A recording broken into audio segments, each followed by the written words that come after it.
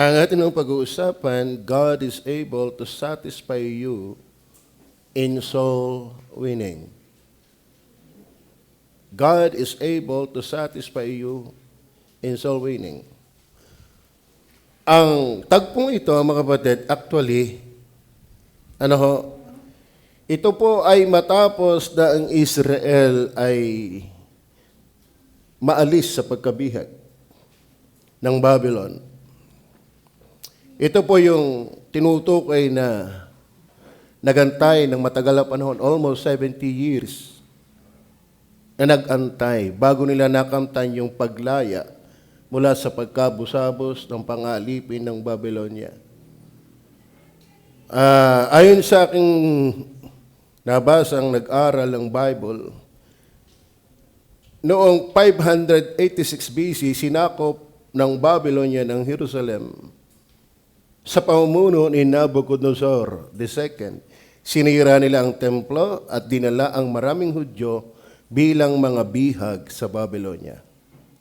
Pagkaraan ng humigit kumulang 70 taon, pinahintulutan ni Cyrus the Great ang mga Hudyo na makabalik sa Jerusalem upang muling itayo ang templo bilang katuparan ng propesya Jeremias. So yan ang konteksto. Actually, hindi ang main focus ito is soul winning. Ang atin lang kukunin dito ay yung aplikasyon. We can also apply it in the work of winning souls. Ano ba ang winning souls? Ano ba yung soul winning? Ano ba ang pag-aakay ng kaluluwa ay hindi lang madala sa simbahan? Magkaiba ho ang nadala sa simbahan kaysa nadala kay Kristo.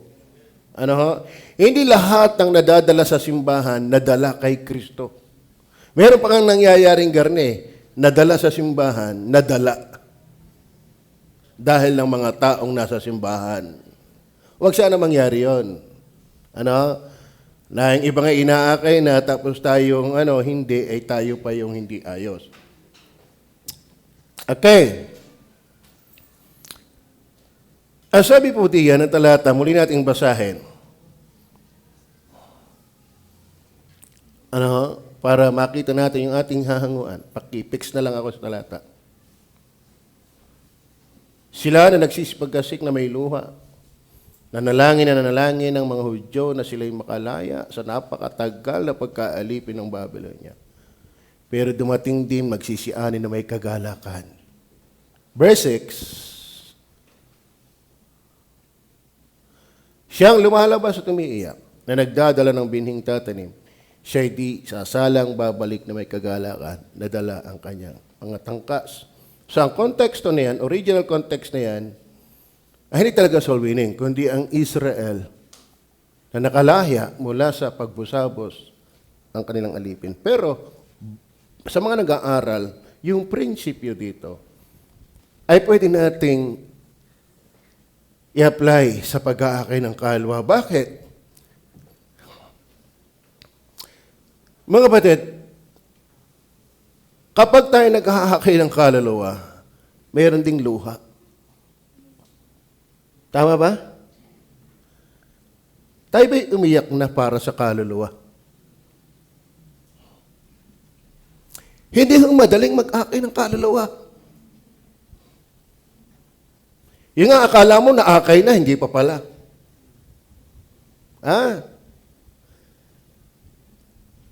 As sabi po ng Bible,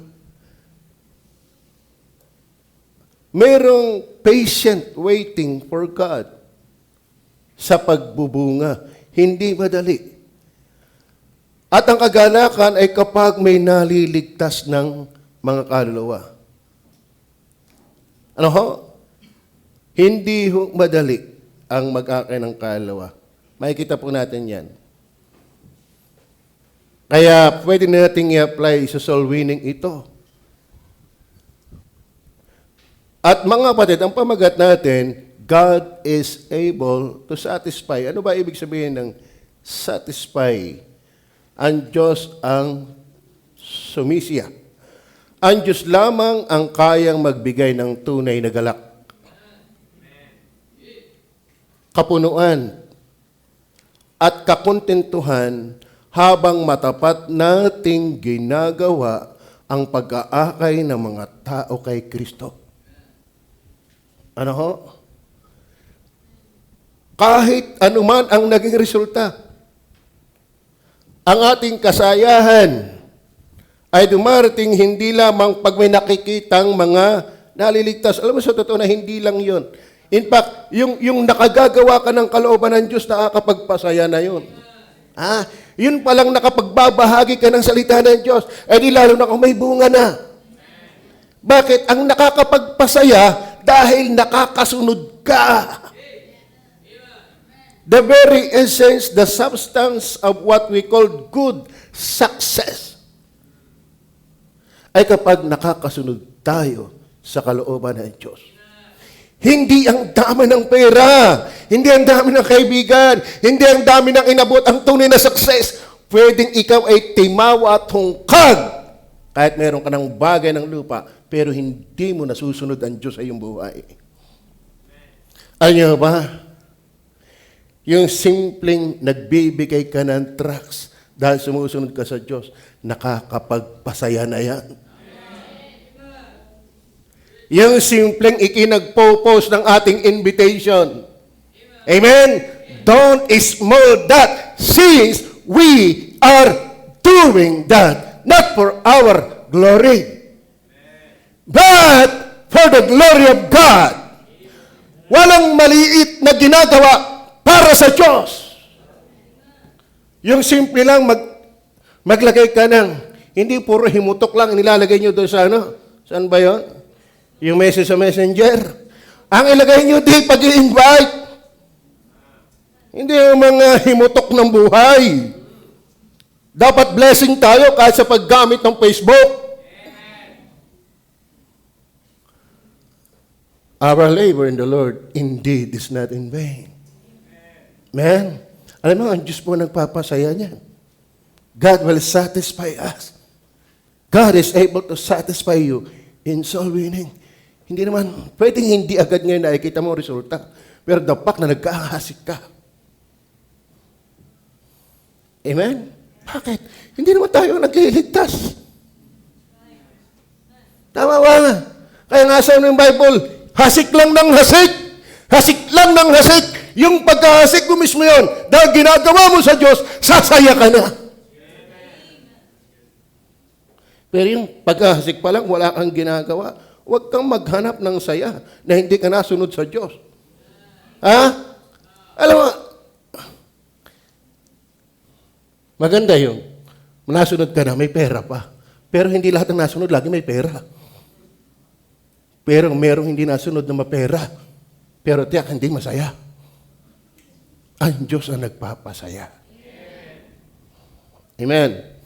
Kumusta yung participation sa soul winning? Bago dumating ang linggong ito, naging kabahagi ka pa talaga.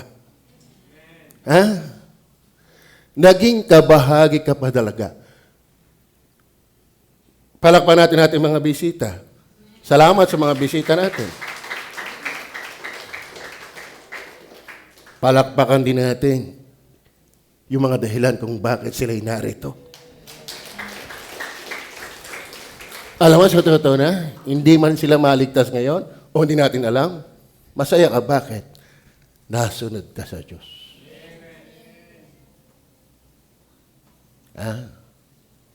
Nakakasunod ka sa Diyos. God alone is able to give you true joy, fulfillment, and contentment as you faithfully participate in leading people to Christ. Regardless of the visible results, your satisfaction comes not merely from seeing many converts, but from obeying God, sowing the seed of the gospel, and trusting Him to give the increase. God satisfies you with joy as you faithfully sow the gospel. So, totoo mga kapatid, yung araw-araw kong live stream, ako'y masaya. Ako'y masaya eh. Talagang Ayaw ko nang maalis yun. Bakit? Ang dami nagagawa doon. Ang lawak ng aking prayer doon. Binabaybay ko ang mga may karamdaman. Binabaybay ko ang government. Binabaybay ko ang mga missionaries. Binabaybay ko ang mga nagpapa-prayer request sa akin. Ang sarap! Very fulfilling yung ginagawa dahil ginagawa mo yan sa Panginoon. Ha? Ayaw gustong masaya? God is able to satisfy. Magkaiba yung saya at siya. Pag sinabing siya, edi siya. No, pag sinabing siya, nasiyahan. Iba yung nasiyahan at nasayahan. May mga nasayahan pero hindi nasiyahan. Ang lahat ng nasiyahan, nasasayahan. Ano kayong pastor? Pwering masaya ka na hungkag. Occasional lang ang iyong saya. Dahil birthday mo, masaya ka. Pero alam mo naman, yung handa mo, puro utang. Ano? Pagkatapos nito, masaya ka, pero hindi ka nasiyahan. Ang tunay na siyahan, masaya. Alam mo ang masaya? Yung nasisiyahan, na siya'y naglilingkod kay Jesus. Kaya alam mo kapatid, ang pagkakakay ng kaalawan, hindi lang naman sa pastor yan. Sa lahat ng membrong ligtas. Kung ikaw ay nasa school, mag-akay ka dyan. Nahihirapan nga tayo pumasok dyan, ikay naandyan na. Mamigay ka man lang ng pulyeto. Ikaw ay mag-usap ng isang estudyanteng kaklase mo. Makipagkaibigan ka. I-share mo si Jesus Christ. Alam mo, isang araw, pag ginagawa mo yan, ang saya-saya mo. Bakit? Masaya ka eh. Nasisiyahan ang isang Kristiyano na involved sa pag-aakay ng kaluluwa. Nagtatrabaho ka, diyan ka gamitin ng Panginoon. Saan ka mang lugar naroon, magpagamit ka kay Jesus.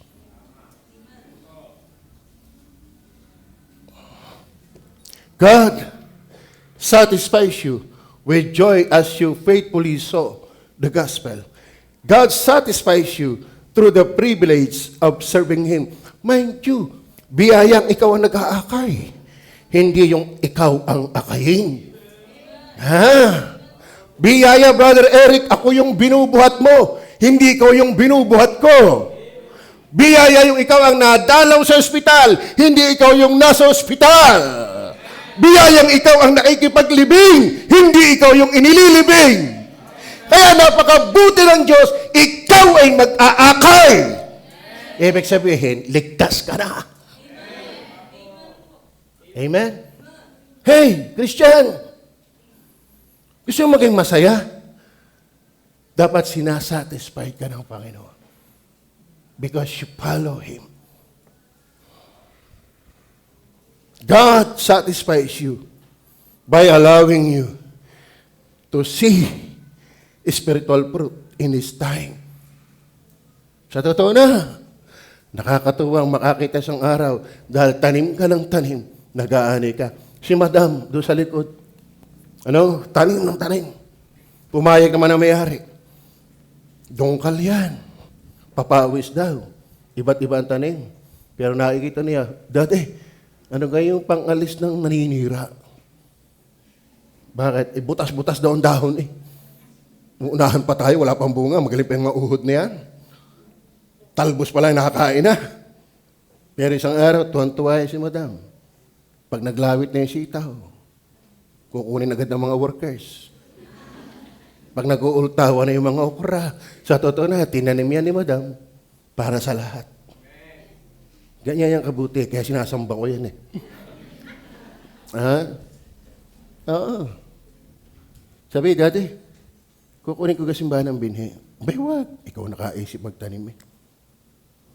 Yan mo lang, mapagpala lahat. Gastusan mo na lang ng iyo. Amen? God is able to satisfy you. Are you satisfied in winning souls? Pastor, hindi ko man pa alam kung may maliligtas. Pero kay masaya na eh.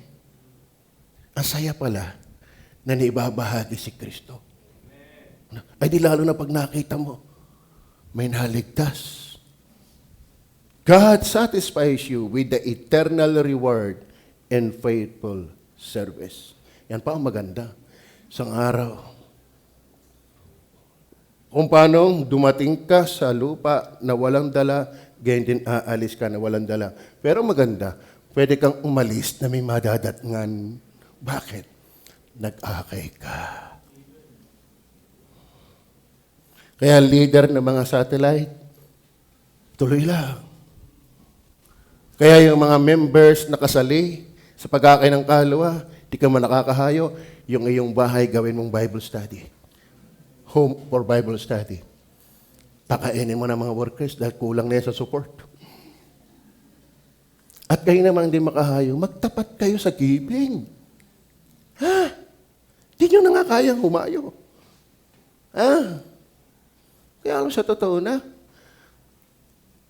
pag masigla ka sa Panginoon, maganda ang performance natin.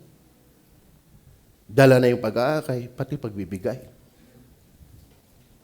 Okay. Atin ang kunin yung mga prinsipyo dito sa pag-aakay ng kaluluwa. Una, the pain of sowing. Verse 5 and 6. Sila na nagsisiyasik na may luha. Alam mo, ladies and gentlemen, young people boys, young people girls, sana lumuha ka para sa kaluluwa, hindi napastid ka na agad, batang-bata pa.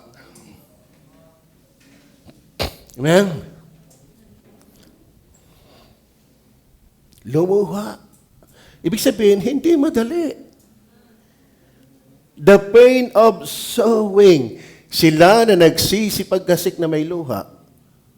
Pero before crown, there must have cross. Okay? Mga workers, init, pagsala sa init, ulan, pagsana sa init sa ulan, pagdating dito, sira ang sakyan, masisirmonan pa ng pastor. Ang daming pain. Tama? Pero mga batid, nandyan yung satisfaction. God is so able to satisfy us in winning souls. Pero dapat maintindihan mo yung prinsipyo, meron mo ng pain before gain. Amen?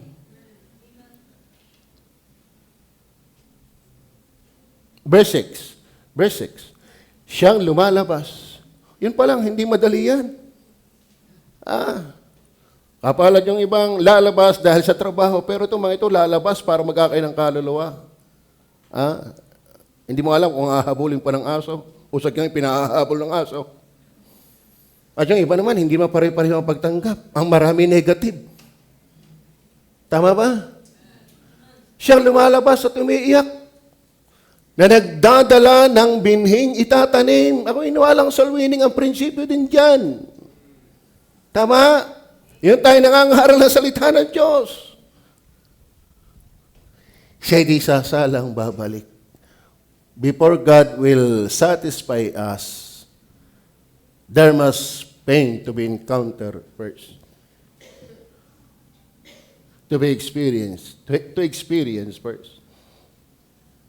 Kaya huwag ka muna mag-asa ng bunga, di ka naman na napapagod pa. Kaarap na yan. Gusto mo agad naghihitik-hitik ang bunga, ikaw may pahila-hila tala. Walang tamad na pinagpapala ng Diyos. Ma-practical man o ma-espiritual.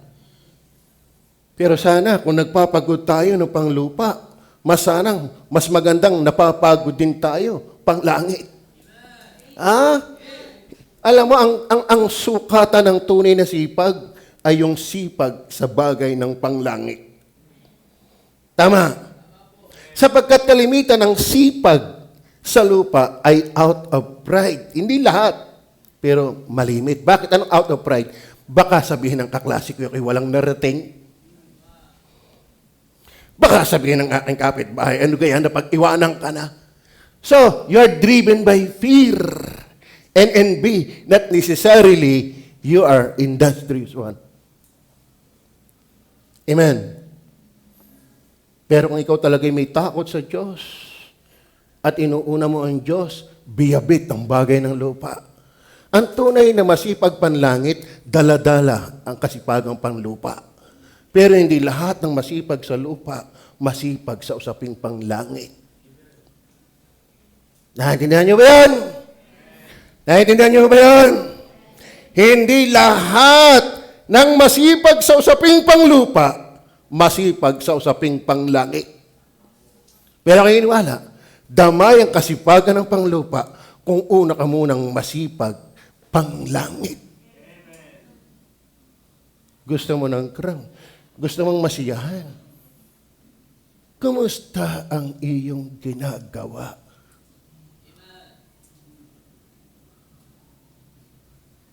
Are you with me? Mga estudyante, nag-aakay ba kayo ng kaluluwa? O puro kayo pagpapakyot? Mga tatay, kayo ba'y kabahagi sa pag-aakay ng kaluluwa? Nag-i-invite man lang ba kayo? Kung hindi kayo kaya mag-preach, hindi nyo kaya mangaral, at least be involved. Giving tracts. Pag-i-invite. Hindi dapat hindi kasali kung ligtas ka talaga. Huwag kang manood lang. Kasama ka dapat sa pinapanood.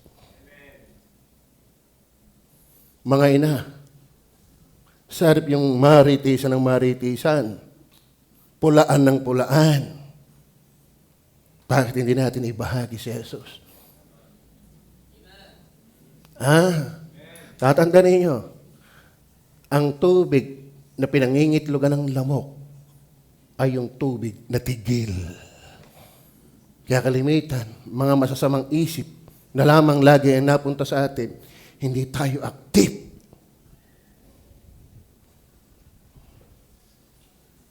Amen? Kumusta kayo bago dumating ang linggo? May na-invite man lang ba kayo? At least, kung hindi man dumating, masaya ka pa rin. Alam ng Diyos. Nagsikap ka. Amen. Ang maganda nito, nag-invite ka na, dumating pa. Wow! Dalawa na yun. Dalawang pogi points na yun. Inanyayahan, dumating. Ang malapit pa nito, tulog.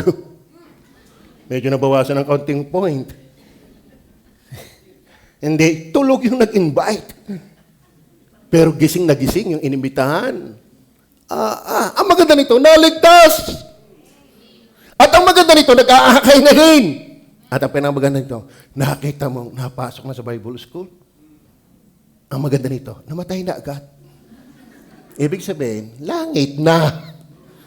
Walang sayang na ginagawa para sa Diyos. Lahat ng pinagpagura ni Solomon para sa panglupa, ang sabi niya, vanity. A vanity. Anything under the sun are nothing but vanity. Not only vanity, but also vexation.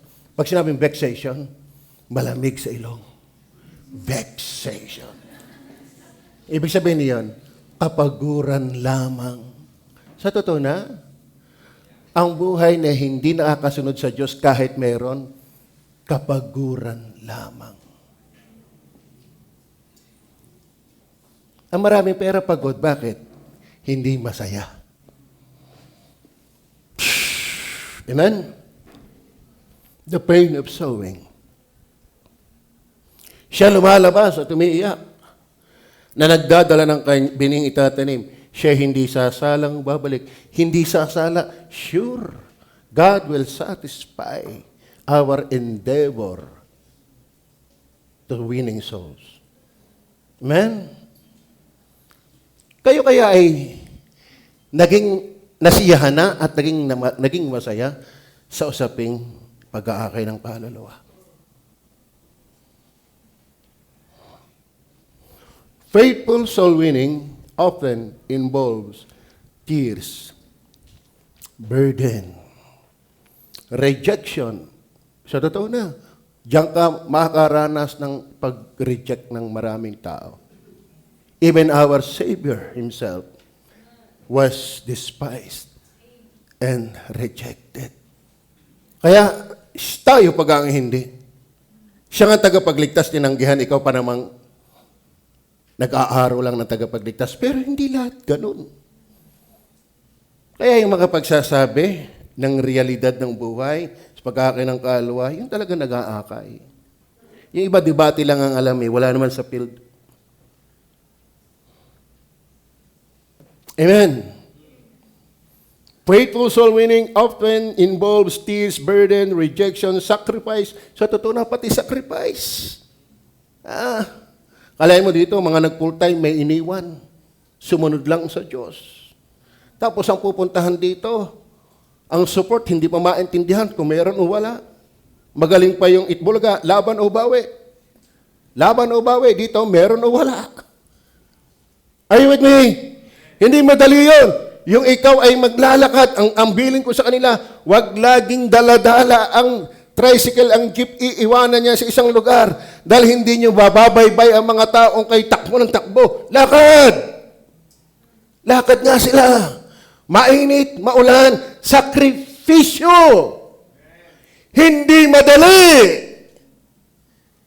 Hindi madali ang mag-akay ng kaluluwa. Nakauuna nga sa iyong a-attend mamaya kung kailan linggo. Naku, may gagawin kami. Nga? At least masaya. Bakit? Nagawan mo ang iyong bahagi. Kumusta ikaw? Kumusta ikaw?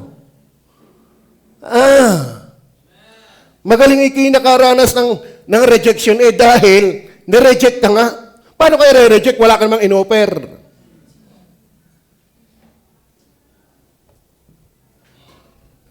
At hindi lang yan, pati perseverance. Yung tiyaga. Amen? Kaya nga ang God is Able Baptist Church, nung kayo dumating dito, 25 years na, mag-26 na. Maraming discouragement, pero biyaya ng Diyos, tuloy pa rin. May ups and down, may discouragement, maraming pwedeng mangyari, pero salamat, nagpapatuloy kahit hindi madali. Pero, pasasayahin ka ng Diyos.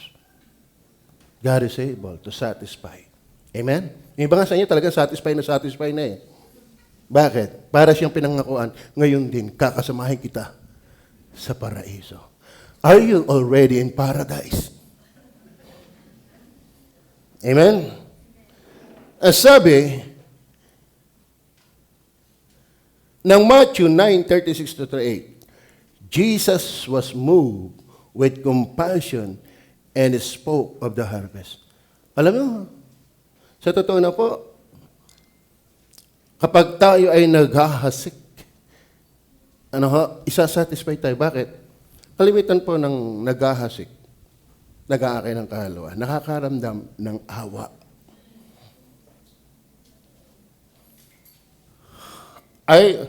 Alam ko yung sovereign mercy of God. Alam ko yan. Pero hindi excuse dapat yan. Kasi hindi naman alam kung sino yon. Dapat bit-bit natin kapag tayo nakakita ng taong alipin ng alak. Kawawa naman taong ito. Sana ito'y makalaya. Di bagyahan mo ng pulyeto. O kaya iwan-on-one mo. Alam mo kung bakit alipin ng alak? Hindi ka kasi nabibigyan ng pulutan. Mag-akay. Lalo't ang iyong tatay hindi pa ligtas, mag-ayos ka ng patotoo. Ang iyong inay hindi pa ligtas, ang iyong mga kapatid hindi pa ligtas, ang iyong kaibigan hindi pa ligtas, ang asawa mo hindi pa ligtas, ang anak mo hindi pa ligtas. Payag ka bang sila'y pa-impyerno? Ang impyerno ay totoo. Alam mo kung hindi totoo yan? Ba't pa iiwanan ni Kristo ang langit at mababayubay doon sa krus ng Kalbaryo kung wala namang totoong dapat kaligtasan? Pero tayo wala lang. May pinili naman. No? Mali ang pagkaintindi mo sa election. Election doesn't license us not to have compassion. Hindi mo naintindihan ang election. Ang eleksyon hindi nagpapayabang. Ang doctrine of election hindi nagpapakalyo sa soul-winning work. Ha? Alam natin, ang Diyos magliligtas. Pero, si Kristo mismo naawa. But ikaw naman kinaawaan, hindi ka naaawa. Amen. Romans 9 verse 2 and 3. Paul had continual sorrow. Meron akong malaking kalungkutan at walang tigil. Katindi yun. Nakaramdaman sa aking puso, walang tigil. Kaya naman ang kanyang paglilingkod, wala ring tigil. Ha? Ibig sabihin, the more you have your compassion toward the lost, the more you are becoming active in reaching them for Christ. Kaya mga kapatid, si Pablo ay walang tigil ng pag-aakay ng kaluluwa sapagkat ang kanyang palang pagkaawa ay wala ring tigil.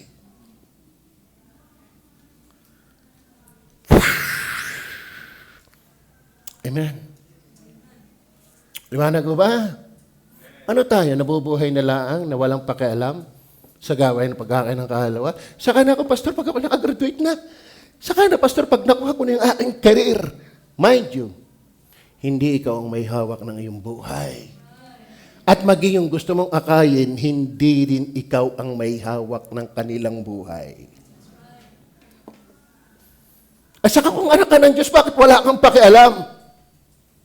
Hindi bagay na nagkaangking palangit na walang pakialam sa mga taong paimpyerno pa. Are you with me? You cannot convince me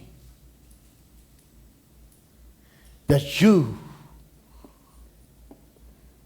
are bound to heaven for sure without having compassion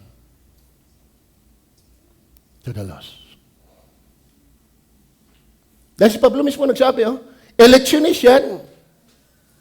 Electionist si Paul. Ha? Pero sabi niya, sapagkat ako'y makapagnanasa na ako man ay takwil mula kay Kristo dahil sa aking mga kapatid na aking mga kamag-anak hayon sa laman. Ako'y nagnanasa na matakwil. Nasa yung verse 2? Verse 2 ba yun? Meron akong malaking kalungkutan, matinding burden, at walang tigil. Tayo ba'y meron pa niyan? Mga estudyante, o puro schooling na lang inyong inuutak. Mga magulang, o puro pang pamilya na lang inyong inuutak. Hindi yan ang main purpose sa atin. For the Son of Man is come to seek and to save that which was lost. The very mission of Christ is to seek and to save that which was lost. Mga kapatid, mga tatay, mga inay, mga ate, mga kuya, mga bunso, huwag niyong aalisin ang pag-aakay ng kaluluwa sa inyong buhay. O kung hindi, kung paano si Pablo ay hindi tumigil ng paglilingkod dahil hindi rin tumigil ang kanyang burden sa mga kaluluwa. Halimbawa, wala ka ng burden, para saan pa? Para saan ka? Saan ka nabubuhay?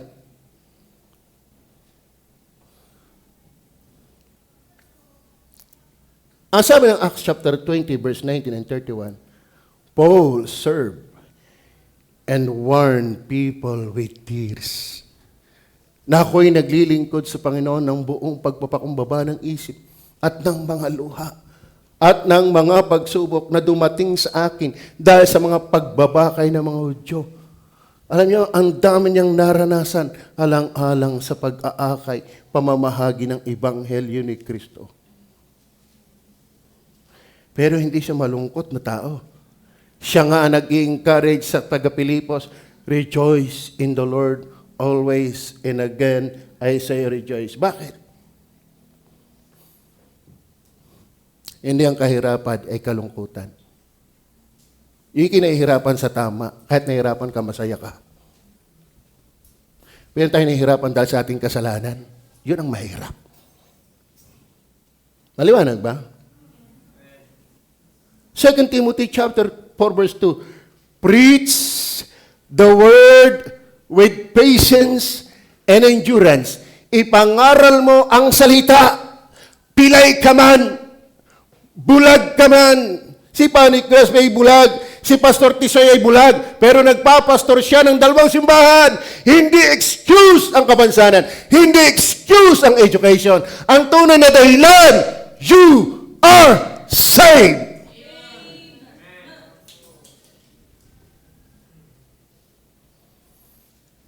And if you're saved,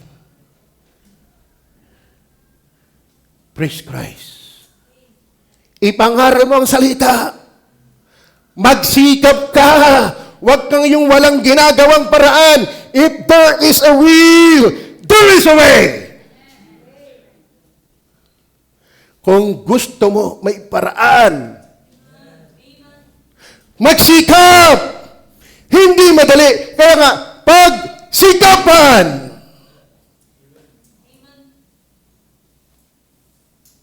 Pangaral mo ang salita. Mga kapatid, mabubuhay kang malungkot at hindi satisfied. If you are not involving yourselves in winning souls. Are you with me? Nako, ipangaral mo ang salita. Magsikap ka. Kailan? Sa kapanahunan. Sa di kapanahunan. Ibig sabihin, walang time na hindi ka pwedeng mag-share ng Word of God. Sa kapanahunan at di kapanahunan. Ang tanong, nagagawa mo ba yan?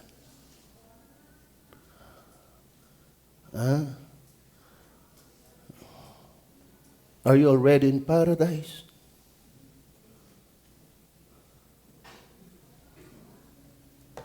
Sumawata ka. Huwag ka lang manood na nangyayari sa ating government. Sumawata ka. Alam mo, ang the best way para tayo sumawata? Preach Christ. Sumaway ka. Mangaral ka na may buong pagpapahinuhod at pagtuturo. The pain of sowing. Ano ho?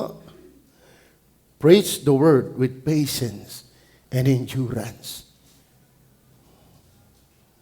Sabi ng Galatians 6 verse 9. Tingnan niyo, sabi ng Galatians chapter 6 verse 9. Huwag tayong mga pagod. Eric, huwag kang tumigil sa pangaral, sa tulos. Pinagbayanan. Ano yan? Ano nga yung lugar mo? Bagong gupit? Buksang gupit. Kaya pala si Eric talagang pagupit na ng pagupit. Nabuksan na masyado. Dapilasasa. Bapilasasa. Bapilasasa. Bapilasasa. Oh. DPBF. Damabi Papa. Ang daming papa. Yung isa, malumahala. Titingnan ko na lang mamaya. Ang punto ko, mga kapatid, huwag mapagod. Tanong nyo, may bunga na agad. Amen? Mga membro, be involved. Pray. Give. Mga kapatid, tayo magbigay sa Panginoon. Huwag nating hayaan ang mga Levites ay magsa-sideline dahil wala na silang magastos. Huwag. Ayaw ba, ang mga Levita, Old Testament sa Nehemiah chapter 9, chapter 10, umalis sa gawaing templo. Bakit? Yung 11 tribes ay hindi na gumagawa ng kanilang dapat gawin, yung pagtatithes and offering. Masaya ba kayong tayo maraming workers? Masaya ba kayong tayo maraming workers? Actually, mga kapatid, yun namang ibinibigay nyo, hindi rin inyo yan. Sa mga manggagawa yan. Bakit? Ang design ng giving ay para sa mga taong nasa templo. Hindi inyo yan. Yan ay pinadaan sa inyo. Kaya wag nyong i-traffic. Galit na galit tayo sa human trafficking. Mas matindi, ha? Tinatraffic mo yung sa Diyos. Amen. Ano sabi ng Galatia?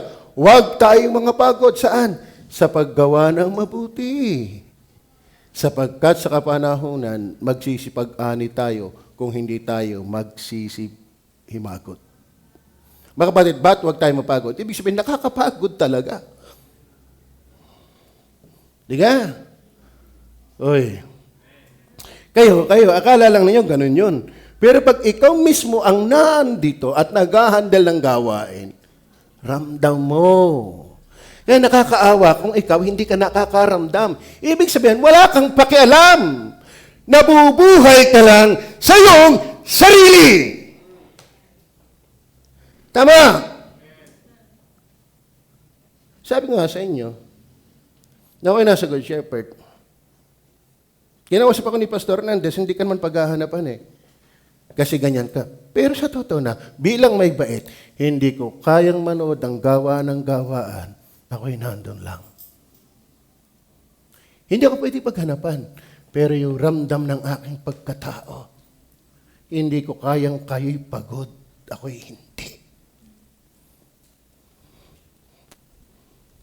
Are you with me? Amen! Kinausap ako ni Pastor Hernandez. Ako'y malimit makausap ni Pastor Hernandez. Na ako'y pinamimerienda, hindi ko makain. Pilitin mo, Eloy. Hindi ka naman pinaghihanapan. Sige po, Pastor. May pera pa naman ako eh. Bibilihan na lang ako ng akin. Bakit? Alam ko namang hindi ako mapaghahanapan. Pero ang gagawin ko, ramdam ko eh. Hindi ko masikmurang pagod kayo. Ako'y nasasarapan lang. Kaya kung ikaw ay membro na hindi mo nararamdaman ang bigat ng gawain, sa sarili ka lang, nakaingli.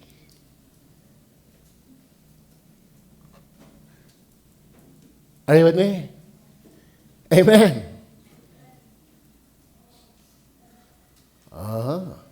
Mayroong bayanihan eh. Yung nagbubuhat ng bahay. Ang malupit niyan, yung nasa ilalim, pag iniangat, nakabiting. Nakabiting. Hirap na yung ibang nag-angat ng bahay at ilalakad sa paglalagay yung bahay na kanilang binuhat. Pero may mga kulukoy pala doon nung binuhat at habang dadalhin, nakabitin. Sana mga kapatid, hindi ka pabigat. Ikaw ay katulong.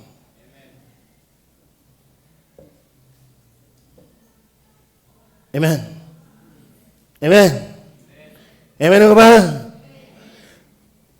Sabi nga ni Pastor Hernandez, ang gusto ko sa mga workers, pag ako'y napuputikan din kayo.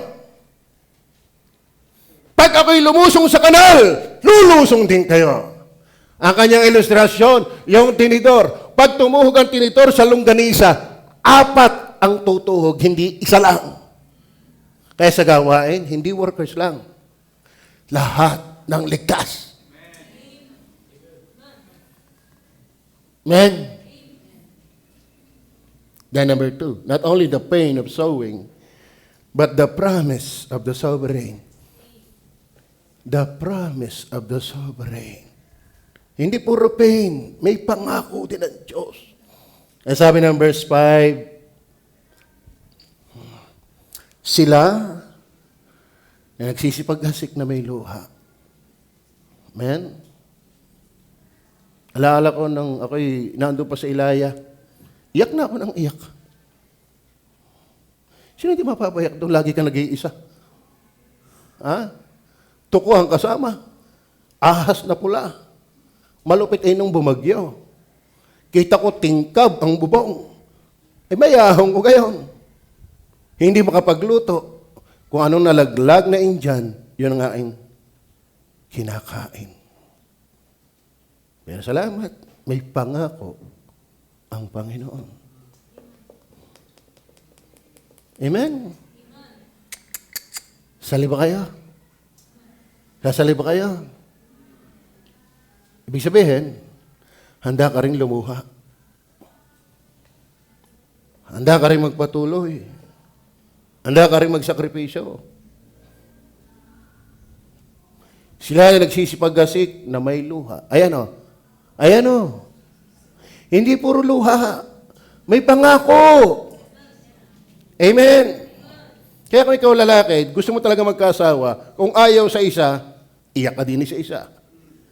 Nakasampu kang iyak. E di para malubos ang iyak, lubid. Hindi. May katapat ka. Huwag ka lang susuko. Amen. Regular nga eh. Di nasuko eh. May pangako ba ang Diyos? Brother Rani, yung iyong pag-aakay. Brother Kevin, di natin alam. Baka may kiniulis yung mga taga-balete doon. Ang mahirap nito, aasa ka ng pangako, wala ka namang ginagawa.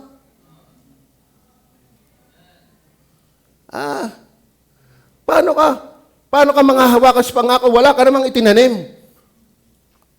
Pag may tinanim, mayanihin. Pag may isinuksok, may madudukot. Ayan, tanong, paano ka dudukot na wala ka namang isinuksok? Paano ang aanin na wala ka namang itinanim? Men, kahit parang walang nangyayari ngayon, ang mahalaga, nagtatanim ka. Yung puro pakyot. Sama-sama naman. Ha? Are you listening? Ay, natutuwa ang kapatid ko si Andy na andito na. At poging-pogi pa. Bakit? May tim na ang buhok eh. Yeah. Ang aking mga pamangkin na andito, bakit? Buhat ako'y naligtas hanggang ngayon. Nag-share pa rin ako ng Word of God. At aking masaya dahil malawak ang aking pag-share sa media. Kumusta ka? Paano ka nga ani? Hindi ka naman nagtatanim. Paano kang may madudukot, wala ka namang isinusuksok? Paano ka mag-withdraw, wala ka namang idinideposit? Are you listening? At lalo ka na, Kristiyano, tapos matagal na. May naihasi ka na ba talaga? Alam mo, ito nga sabi ko sa inyo lagi. Ang hindi nag-aakay kay Kristo, maaakay palayo kay Kristo. Kaya maraming naaakay palayo kay Kristo dahil hindi nag-aakay ng iba palapit kay Kristo. Dadami pa ang mga babaeng isang araw wala dito. Kapag hindi ka nag-aakay ng kaluluwa, isang araw bit-bit ka ng mundo. Ladies, listen, young people. Pag hindi ka involved sa pag-aakay ng iba kay Kristo, yung ganda mong yan, sasalaulain niyang palayo kay Kristo. Bakit ko nasabi? Bakit? Hindi ba nangyayari yan? Hindi ba nangyayari yan? Ganyan kayo mga lalaki.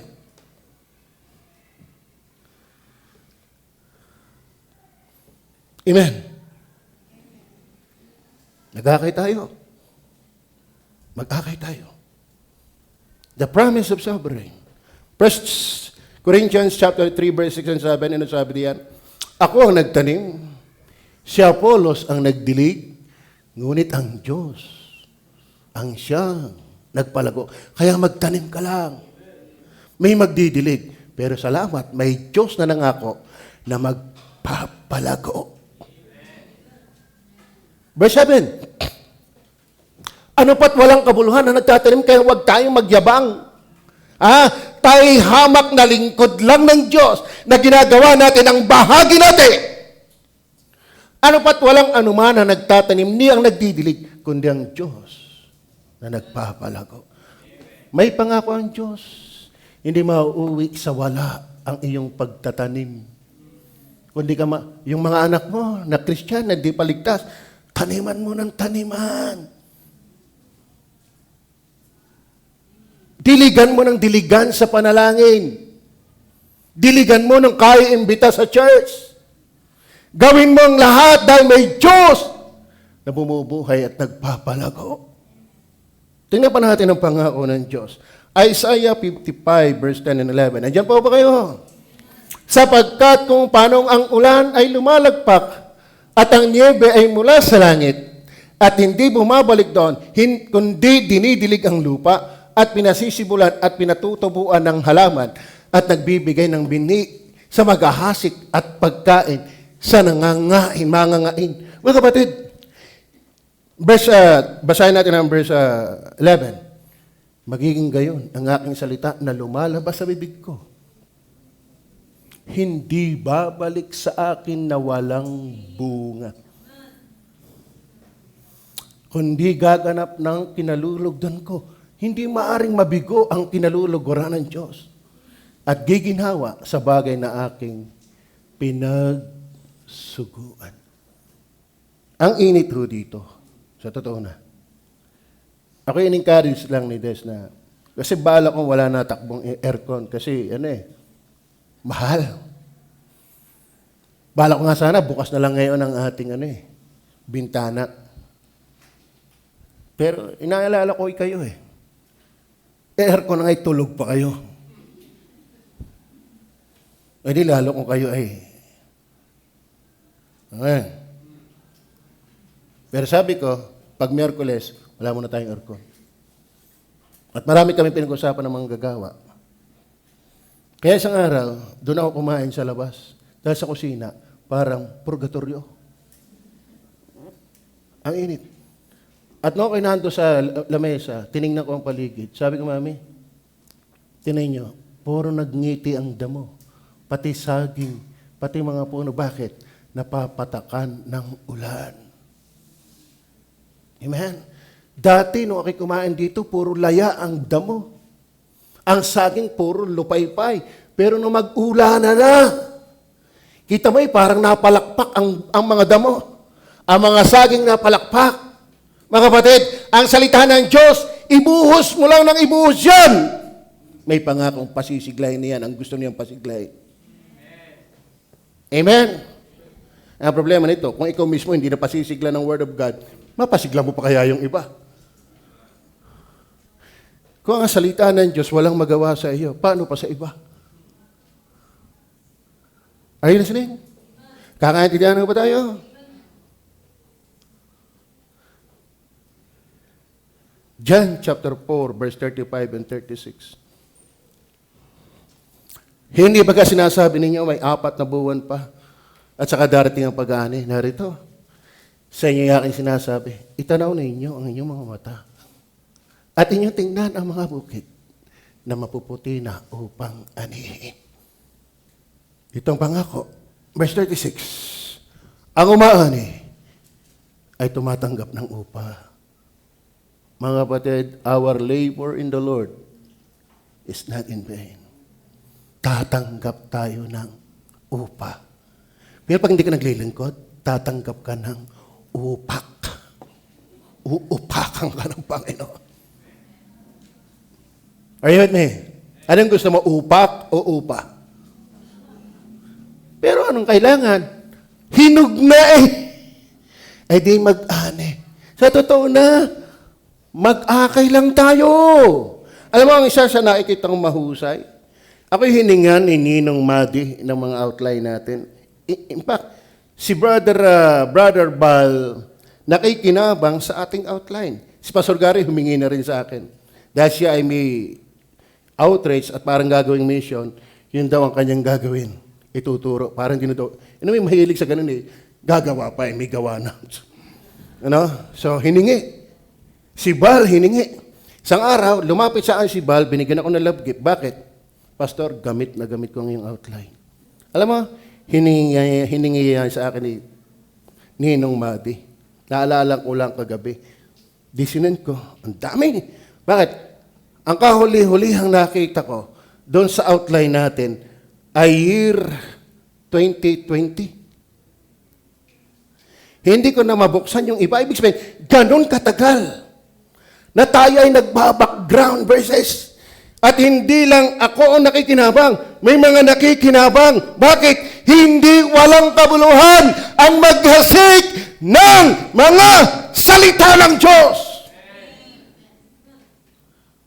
Never underestimate posting the verses. Baka naman kaya yung bina-underestimate mo, walang dating sa iyo mismo. Pero may mga taong nagla-like. Ang ginagawa naman ni Lorely, siya yung, ang tawag mo sa iyong sarili? Tagasungkap ng mga nagla-like. Ha? Ang tawag mo sa iyong sarili? Nalimutan ko na rin eh. Ang ginagawa niya, bawat nagla-like, ibig sabihin, positive yun, kaya nag-like. Ang ginagawa niya, tinitrace niya, sinesendan niya ng mga invitation. Marami nakaka-attend sa ating online. Puro mga sinunggaban. Our labor in sharing, posting the very seed of God is not in vain. Kung korni ka, ibig sabihin, ganyan ang attitude mo, salita ng Diyos. Kung sa'yo may walang talam, sa ipapaga. Pero ako'y masaya. Kahit minsan gabi na, nakakalimutan ko. Minsan alas 11 na, hindi ako tutulog na hindi ko na ipopost lahat yan. Bakit? Ginagawa ko ito, hindi sa akin, kundi para sa Panginoon. I know that my labor is not in vain in the Lord. Amen? Kumusta kayo? Ang lupit niyan, di ka na nga nakakahayo, di ka pa mag-post. Kasi pastor, nadami sa aking profile. Kaganda. Tanyo, alala ko Sister Rosemary, nung mag-apply. Nung mag-apply siya, natanggap agad. Bakit? Tinignan yung kanyang profile sa Facebook. Puro verses. Titanggap agad, ibig sabihin, mabuting bata ito. Kita mo yan? Pati sa trabaho nag-workout. Yun ang pagkamalang ang godly. Dalang-dalang verses. Hindi sukal yan sa iyong profile. Word of God yan, paano magiging sukal yan? At kung ganyan ang asal mo, hindi ako nagtataka kung bakit ang lungkot mo. Pambihira, pag may nakita mga artista, ang daming like, pa-heart-heart pa ang pagyang-gayaan. Pero yung post ng verses, hindi mo man lang malike.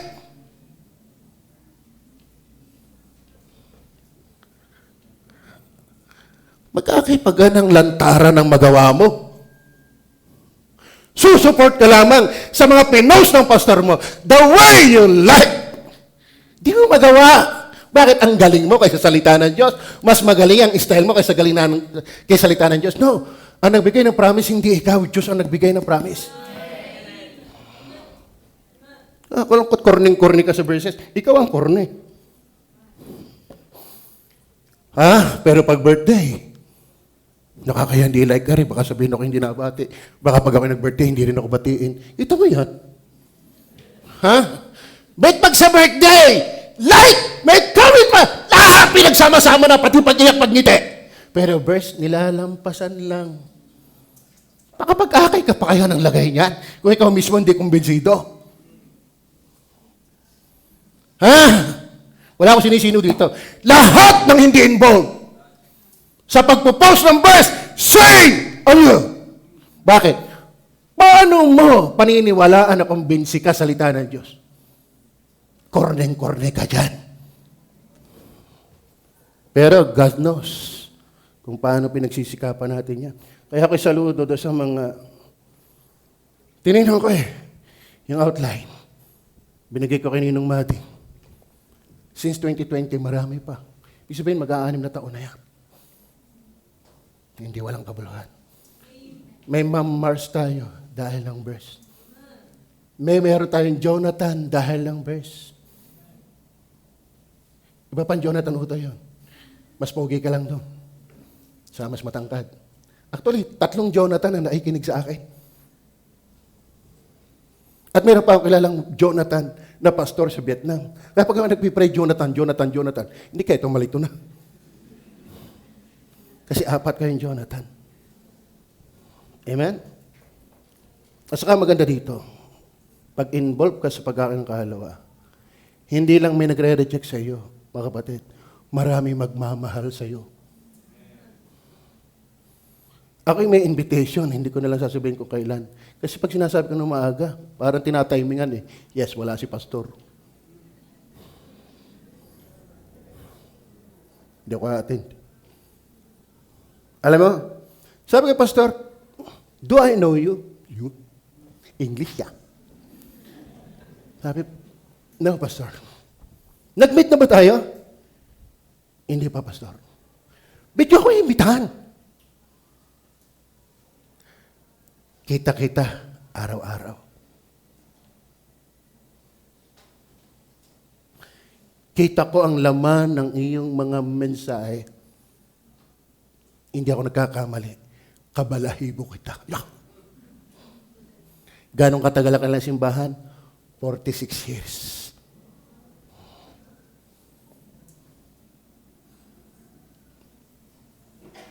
Pumunta ako sa isang conference. Nakaupo lang ako sa sulok. Nung mag-rest, naglalapitan sa akin.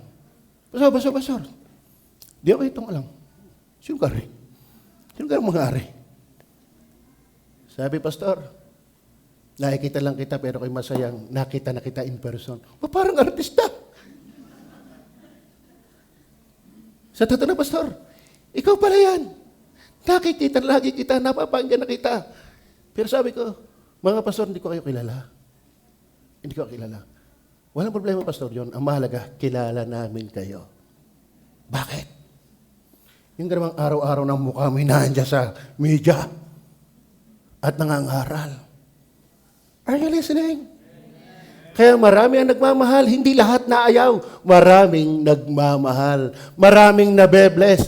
Ang isa pang request sa akin ng pagpipreachan ko, Pastor, mag-report ka muna bago ka mag-preach kasi may nababalita kami sa inyong gawain. Kaya mahalin natin ating gawain. Bakit? Blessing tayo sa iba. Amen? Kaya hindi biro ang mag-akay, maging involved sa pag-akay ng kahal. Ang mahirap na yan, kapitbahay mo pa, hindi ka kilalang Kristiyano. Ay, nakakahiya yun. Kapitbahay mo, hindi ka kilalang Kristiyano ka. Pastor, ako naman papakilalang baptist pero hindi sila maniwala sa iyo. Problema yan. Kasi ang alam nila pag-baptist, mabait. Alam nila pagka-baptist, hindi chismoso. Chismosa, ang chinichismis ay Jesus. Kaya kahit may pakilala mong baptist, pag salang yung ugali, alam naman nilang baptist ka, pero hindi halata. Are you with me? Hebrews chapter 6, verse 10. Sapagkat ang Diyos ay hindi liko upang limutin ang inyong gawa at ang pag-ibig na inyong ipinakita sa kanyang pangalan, sa inyong paglilingkod sa mga banal, at hanggang ngayon nagsisipaglingkod kayo. Mga kapatid, hindi ang Diyos liko para limutin ang inyong gawa. Pangako yan ng Panginoon. Ang Diyos ay walang, ang tawag doon? Amnesia ba yan? Ang Diyos ay hindi makalilimutin. Lahat ng ating ginagaway, gagantimpala niya. Naniniwala ba kayo dyan? Sino pang paniniwala nyo kung di kayo maniniwala dyan? Then, ano pang talata? 1 Corinthians 15:58. Kaya nga mga kapatid kong minamahal, kayo magsitatag, huwag makilos, na laging sumasagana sa gawa ng Panginoon. Bakit? Yamang nalalaman ninyo na hindi walang kabuluhan ang inyong gawa sa Panginoon. Tinatawan-tawanan lang niyo siguro si Tina, inahamak-hamak ng iba, pero baka yan mas maraming corona sa inyo pagdating sa langit. Yan ay inagawa ng hindi inuutosan. Yung nakasura doon wala pa inuutos si gawa ng gawa. Ano? Alam mo, yung pwedeng hinahamak-hamak natin dito baka pagdating natin sa langit daig tayo. Ay siya nakita ko yan. Nagsimula hanggang ngayon, andito pa. Maraming dadaigin yan. Ay siya Ayan. Hindi yan sa pabilisan, sa patagalan. Hindi yan sa galing magsimula, kundi sa pagpapatuloy. Ang galing mo nga magsimula, asan ka ngayon? Di ka? Yung ating inawit, yung inyong inawit. Hindi sa simula lang.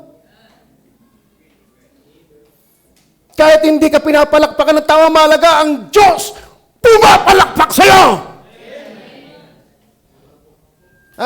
Pwedeng tanggap ka, hangang-hanga ng tao. Kumusta yung pribado ng ating buhay? Mas ginugusto pa ng Diyos yung iniingot-ingot ng tao.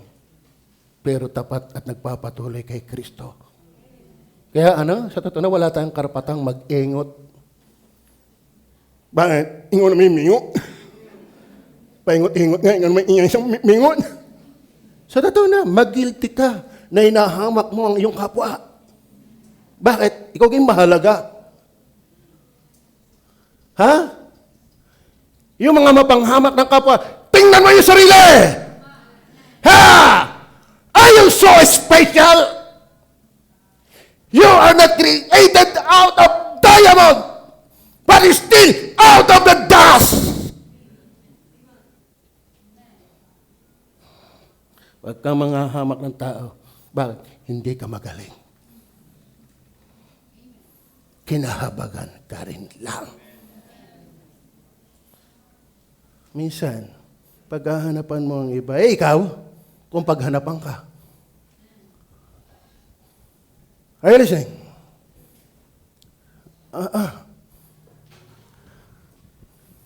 Maintindihan. Pag tayo humarap na lahat sa hukuman ng Diyos. Then finally, tatlo lang, talagang marami pa rin. The pleasure of the sheep. The pleasure of the sheep. Not only the pain of sowing, the promise of the sobering, but the pleasure of the sheep. Wow! Amen!